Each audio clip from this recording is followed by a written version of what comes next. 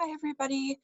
I should start by apologizing for the noise in the background. If you hear anything, I live on the highway and there might be some trucks that pass by that create a lot of noise, so just try your best to ignore it. But here is my final presentation on a reflection of our time spent together in developmental psychology.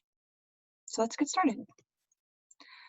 I've never given a presentation in this class before, so I just want to give a brief overview about myself. Hi, I'm Rachel. I am from Oshkosh, Wisconsin. I'm a sophomore at NMU studying preclinical psychology. As for a minor, I don't have one right now, but I'm thinking maybe criminal justice. Who knows? It could change by tomorrow. I am a sister of the Alpha Gamma Delta Women's Fraternity Zeta Upsilon chapter. I am also a member of the Psi Chi International Honor Society in Psychology. As for my future career path, I'm on the path of being a clinical psychologist, but in years prior, I've thought about being an in-home care aide for children with disabilities such as ADHD or autism, or a drug addiction counselor. My hobbies include hiking, hammocking, coloring, singing, crafting, beaching, or anything that really includes being outside. But let's hop right into it and discuss clinical psychology. So what is it? Clinical psychology is defined as the integration of science, theory, and clinical knowledge for the purpose of understanding, preventing, and relieving psychology-based distress of dysfunction and to promote subjective well-being and personal development. So, a clinical psychologist's goal is to help a patient identify their psychological, emotional, or behavioral issue, and then assist in the improvement of the issue by defining goals and then a plan of action that helps the patient achieve that goal. So this is done through the means of diagnostic testing and treatment. So treatments include psychoanalysis, behavioral therapy, cognitive therapy, humanistic therapy, integrative or holistic therapy, etc. So in a lot of my career path papers, I talked about CBT or cognitive behavioral therapy and medication. Medications include antipsychotics, anti-anxiety medications, antidepressants, and SSRIs. But the most effective, proven by research, has been a combination of therapy and medication. But in order for a treatment plan to be adapted, there must be a diagnosis of an illness, and diagnosis criteria is met in the most current edition of the Diagnostic and Statistical Manual of Mental Disorders, which is the DSM. And the treatment plans are tailored to each patient and made by the clinical psychologist.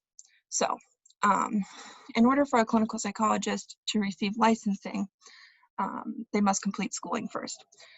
So most students will begin with their undergraduate degree, such as a bachelor's in clinical psychology or preclinical psychology, such as myself, and then they will apply to a master's program in a concentration.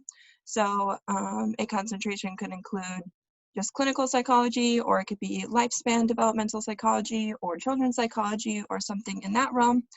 And then upon completing their master's program, they could stop at the master's program, but it's recommended that they continue on to their doctoral program and achieve a PhD or PsyD.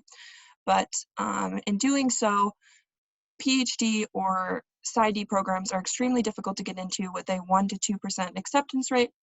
And it is also encouraged that students participate in an internship or practicum during their schooling in order to get a leg up in the selection process after they receive their doctoral degree. So after receiving their licensing, a typical work setting includes a hospital or school or a private practice. But a fun fact is that while many clinical psychologists work in hospital or medical settings, they're not considered medical doctors, and most states do not allow them to prescribe or administer medications to patients. So if a clinical psychologist believes that their patient needs medication, they must refer them to a psychiatrist or another licensed physician. So let's continue to move on. So our professor asked, in which ways can developmental psychology be applied to our career? So in terms of a clinical psychiatrist, or a psychologist, I referred a lot to Erik Erikson and the psychosocial stages. So I tend to think a lot of life in the form of stages, and I think that developmental psychology is really relevant to clinical psychology because research has proven that events that happen in our early life carry into our life and affect us as adults. So the psychosocial stages of development explored more so in depth the way that our conflicts in early life and adolescence can lead to complex emotions in the form of dysfunction that a clinical psychologist might have to approach in a clinical setting. So in my presentation here, I attached the form of Erikson's stage of theory that kind of just demonstrates from what ages and the conflict that we experience and what they turn into in old age and like how we experience that. So that was something that I really appreciated and looked into while researching, and I thought that was super interesting. So moving on. Another thing I found super interesting while researching for our career path papers was the Bartholomew studies of 1990, which talks about attachment styles, which leads to a prevalence of